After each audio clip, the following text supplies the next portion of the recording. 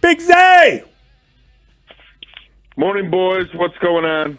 We've got Mr. David out today, and we've got Zach Zabin here. So it's a meeting of football minds of a sort. You, of course, have all the information. We spoke this morning about what I thought was an excellent little couple of tweets by you about how the Saints punter Kai Kruger is left-footed, and so the Bears have brought in a left-footed punter, Matthew Hayball, each of the last 2 weeks to get a look at that kind of rotation on the ball for Devin Duvernay, which is genius, really. It's the kind of attention to detail that you hear about from other teams, but you haven't really experienced a ton with the Bears. So that was really good work on your part, a minor thing, but it makes you feel better about their attention to detail. Yeah, that's something they've done with Hightower there previously.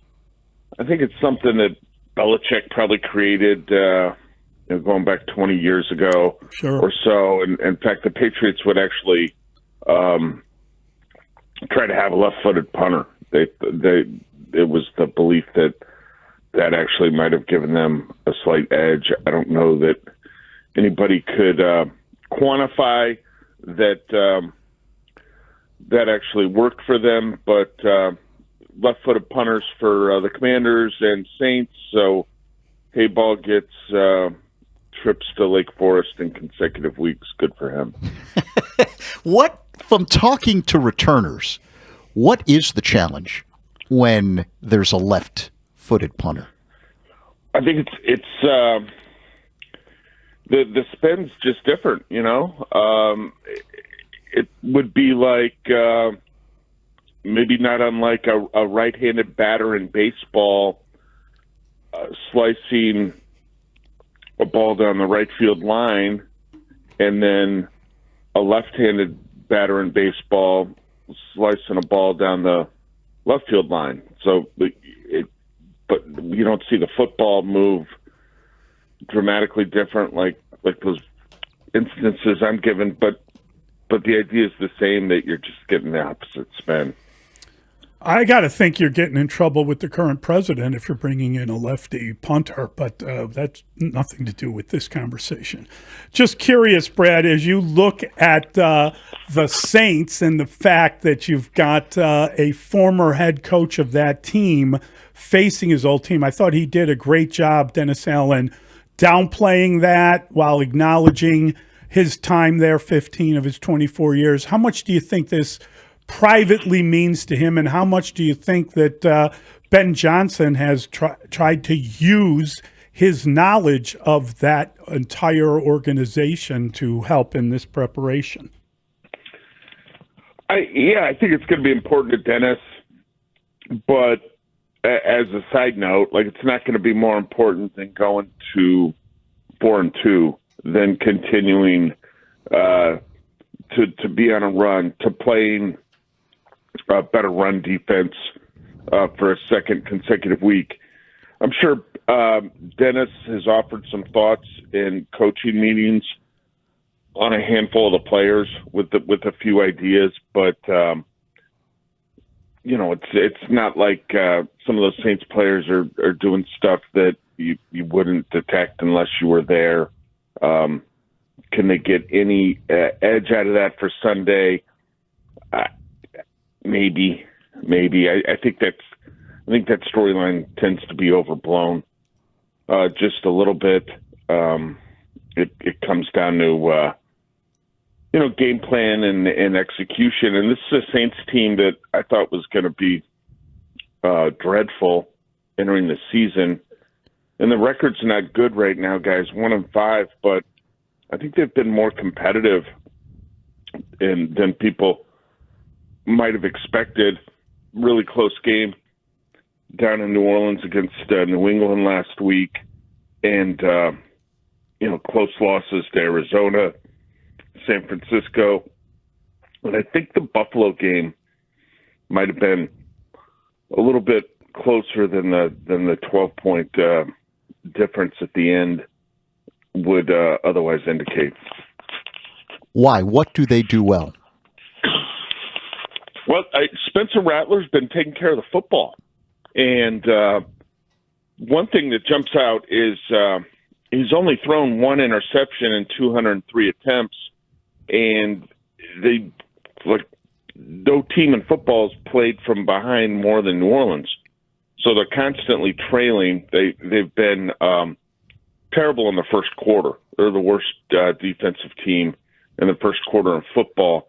They're allowing like 10.8 points in the first quarter on average, which is an entire field goal worse than the 31st ranked Titans. So they're getting behind right away and having to play catch up. But Rattler's done a decent job of protecting the football. And remember, that was a wide open quarterback situation in the offseason, and I think even going into training camp, who's Kellen Moore going to select to play quarterback? And Rattler emerged and has been a little bit better than you would have thought. They've still got a bunch of veterans. Like, this has been, I think the problem has been brewing in New Orleans for a while, that they've just been an old football team for quite a while. And you look at their roster and they've got Brandon Cooks. Now he's sort of new there and just filling a role, but Alvin Kamara, you get over on the defense and, Cam Jordan's been there, my goodness, like 15 years, and Demario Davis has been there forever. And so they've kind of been in salary cap hell for a mighty long time. And so they're getting their comeuppance through that. And it's going to take some heavy lifting for them to emerge on the other side of this. But again, I think they've been more competitive than the record would otherwise indicate. So, Brad, when we kind of look at a game like this, the Bears have been on a roll. They've got a 3-game winning streak. They come back home after winning 2 road games between the bye break. What does coming home mean to them, the momentum, etc.?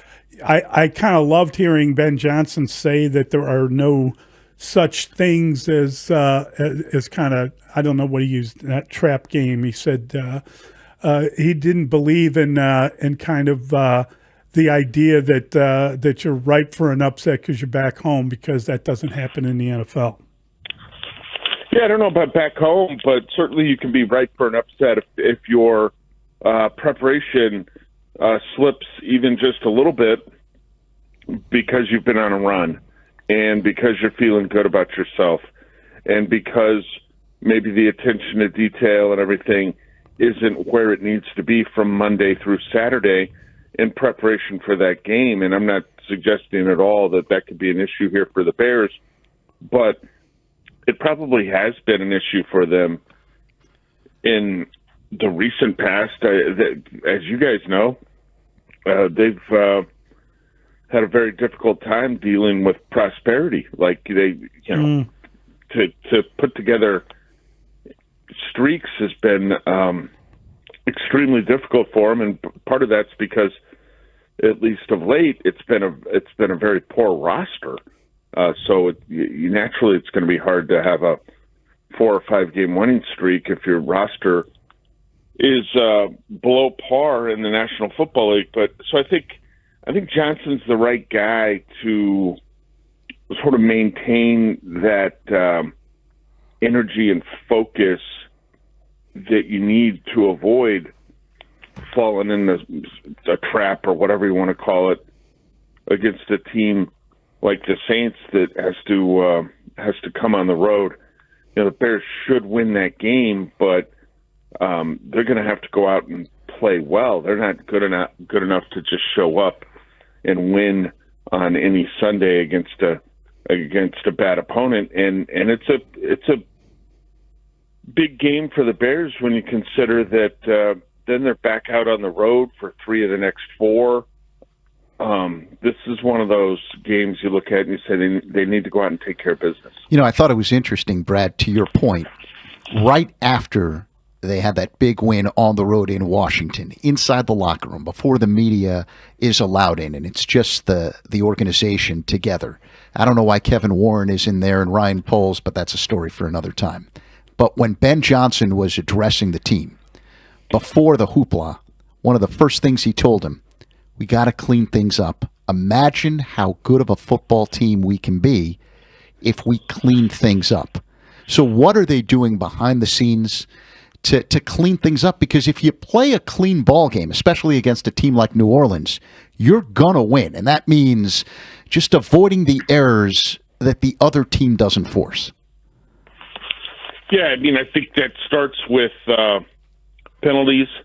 I would start there. Execution in terms of some of the pre-snap stuff, and they've gotten a little bit better at that.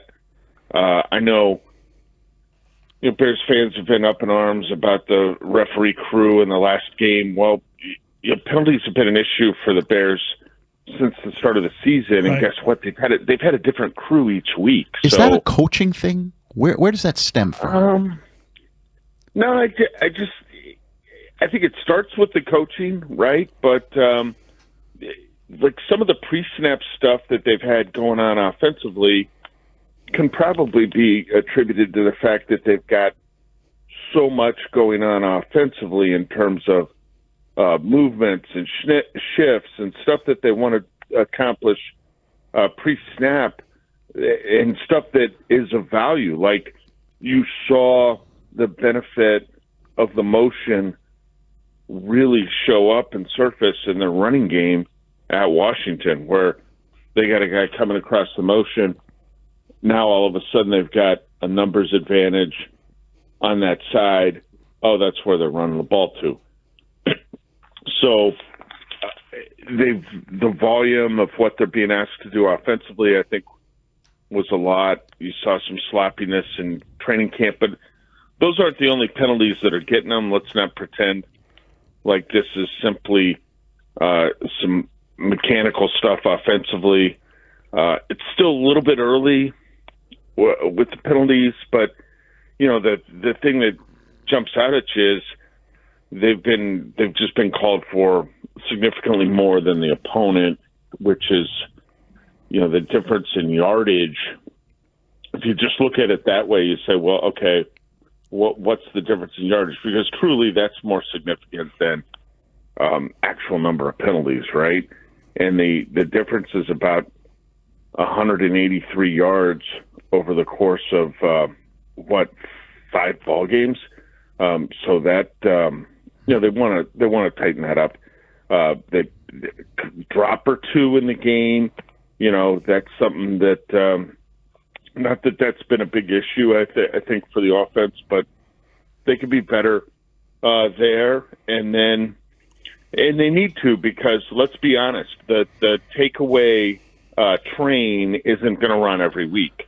Like, it's not realistic to think that the defense is going to get 3 or more takeaways every time out, and they've been fantastic to this point. They're second in the league in takeaways, despite already having their bye week.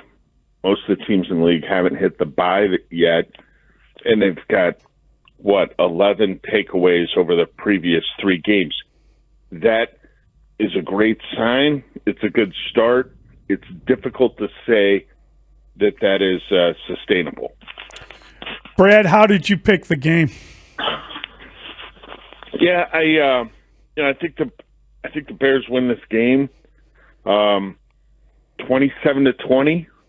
Hopefully, the Bears can continue to have success running the ball, because I know that was a source of frustration for them through the first 4 games, and the Saints defense did a pretty nice job bottling up the run by the Patriots last week.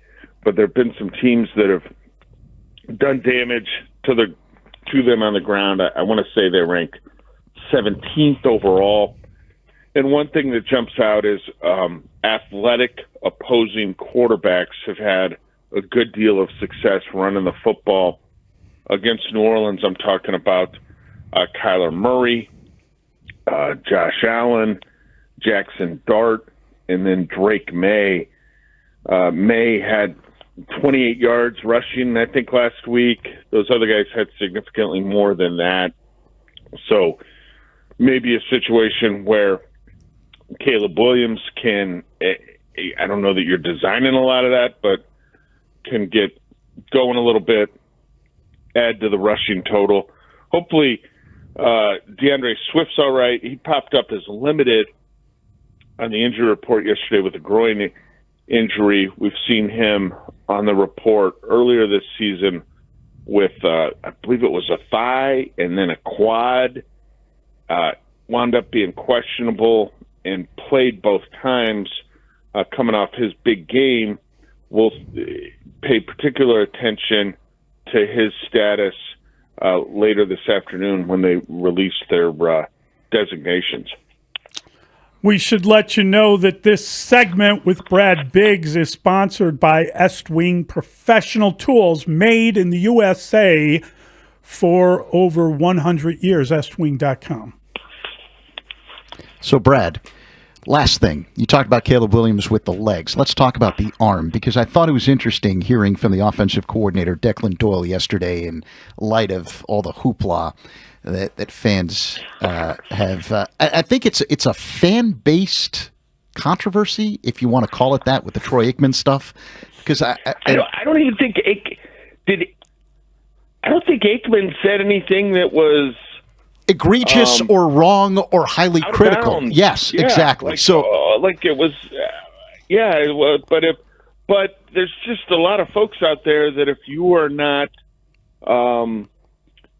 over the top in your praise and belief in someone, then you're a hater. So, okay. I don't understand it, but that's just what I do understand is that what he was saying was right. And you know how I know that? Because the offensive coordinator said this yesterday. Ball location is the number one thing. That's the number one thing. Declan Doyle, the offensive coordinator, would go on to say, quote, he would come up here, talking about Caleb Williams. He would come up here, and if I said ball location, he would laugh because he hears it all the time. That's the biggest thing. And if you watch the Lions, who run a very similar offense to what the Bears are running, the key with Jared Goff is precision passing between the numbers where you get your pass receivers the ball in stride with the ability to run after the catch. And that's why it's not just good enough to hit a guy if he's open. It's how you're hitting him with the ball, with the opportunity to turn a little gain into something big. That's the whole point of this offense, right? Well, I think that's the whole point of every passing offense is you talk about the accuracy, and that's where that's the one thing that needs to be a little bit better. And they're working on it, and they're aware of it. I don't think anybody's dodging that at all. But if you can see growth in that area and sustained growth, right, you're going to have two things. Number one, the completion percentage is going to climb, and it needs to, because the completion percentage is near the bottom of the league. I mean, he's under 62% right now. But that's going to go up. And then your yards after the catch are going to go up on passes that otherwise would have been completed, because the receivers as they're running the route are going to be catching more passes in the precise location where, they can, then they're turning it upfield, and it's another 7 yards. It's another 12 yards. It's, who knows, break a tackle more than that. Whereas if the ball is on the wrong shoulder or something like that, maybe it's a contested catch. The guy's tackled right away. So all areas that they can improve in. I don't think the Bears believe there's any actual controversy going on, and they're just going to keep plugging away at it. Great stuff, Big Z. Always a joy. Thanks, buddy. Have a great weekend, guys.